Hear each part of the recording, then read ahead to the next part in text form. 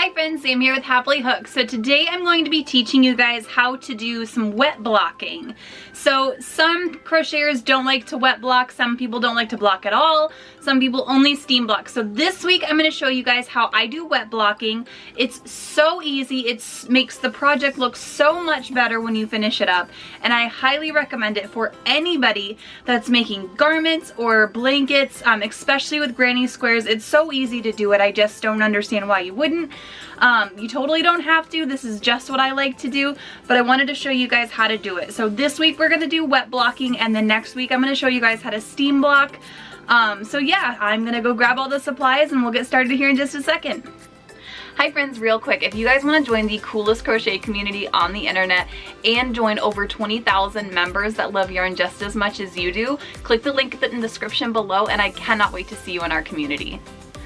Alright, so like I said, today I'm going to show you guys how I wet block things. So I've got a bowl of really hot water right here. I have my blocking boards, my T-pins, and the two granny squares. As you can see, they've got like a little bit of a curve to them. This is where like the beginning part is.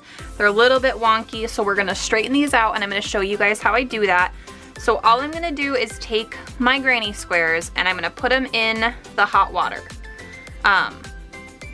It's pretty warm. Like, don't make it so hot that like you're burning yourself, obviously, but it's pretty warm water, and I just kind of squish it in there and make sure that it's soaked all the way through. And then for granny squares, I just squish them. If you're like wet blocking a sweater or something, you might want to take it and roll it in a towel. So you'd lay the towel out flat, lay the sweater over top of it, and then roll the towel around the sweater. But for these, I don't really care if I get them all scrunched up because we're going to straighten them out anyway. So this yarn is just the Color Made Easy by Lion brand. I just made some basic granny squares with that. So we're going to squeeze the water out of these babies. Make sure there's no extra water in them. Nice and wet. Lay them down. Move our water. And then so I'm going to do one on each board. So we've got one on this board and one on this one. We'll link them together. You don't have to, but that's what I'll do for right now. And then all I do, once they're wet like this is where I kind of figure out, like, I put my fingers in all the corners and I kind of just spread it out because I want to see what it's gonna look like, how big it's gonna be, and make it even all the way. So I'll take my T-pins and I put them in the corners. So like in the little gaps.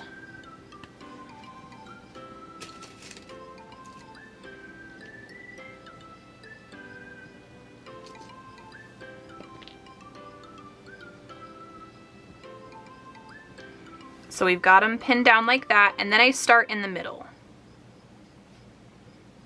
on each midpoint, and I pin those down.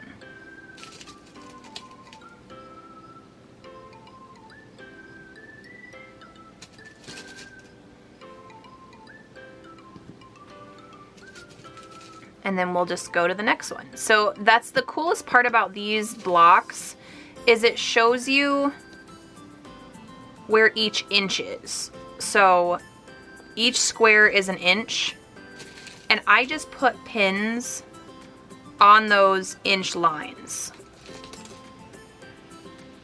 Especially for something small like a granny square like this,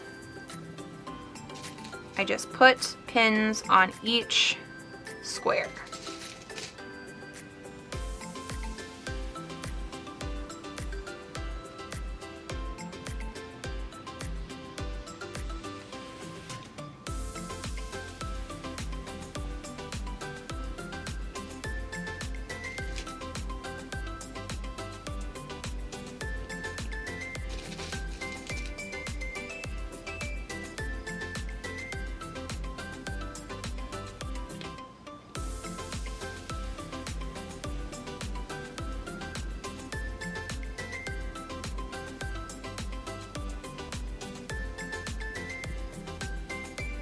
And there we go.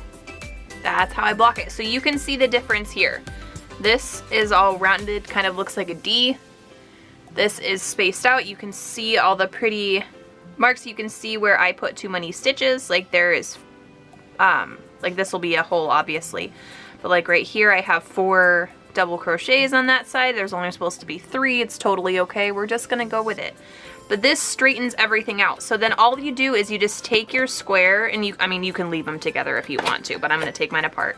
And you can take this and you can just let it dry. That's all. Like just let it dry. Once it's all, you can use a blow dryer if you want to and speed up the process a little bit. But you just let it dry, and then once it's dry, it'll hold this form. It'll shrink just a tiny bit to kind of straighten everything out, but it'll hold this form for you. So that way when you go to join them to other granny squares, or you, if you're blocking like a scarf or pieces of a sweater or something like that, it just makes everybody even and level and right how they're supposed to be. Wet blocking, I prefer it for little projects like this. I think it's easier for me. You can use cool water, you don't have to use hot water, but I kind of like to kill the fibers a little bit more so they're a little bit more malleable and I can kind of put them where I want them to be.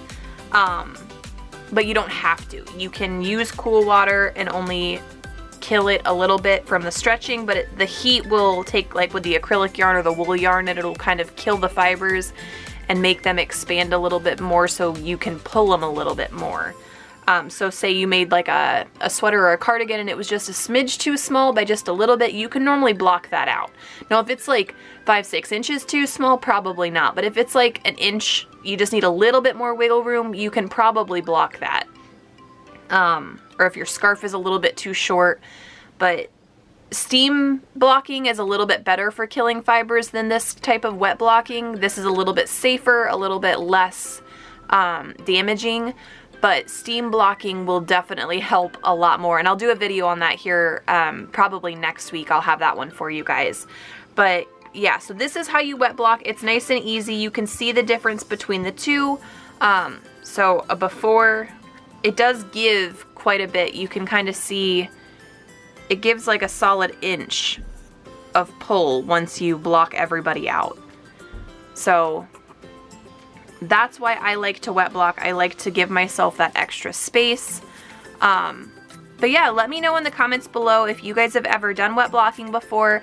I did a review video on these blocking mats before. I love these these mats. They're fantastic. So I'll put a link in the description below for these, or for that video, so you can go check it out as well.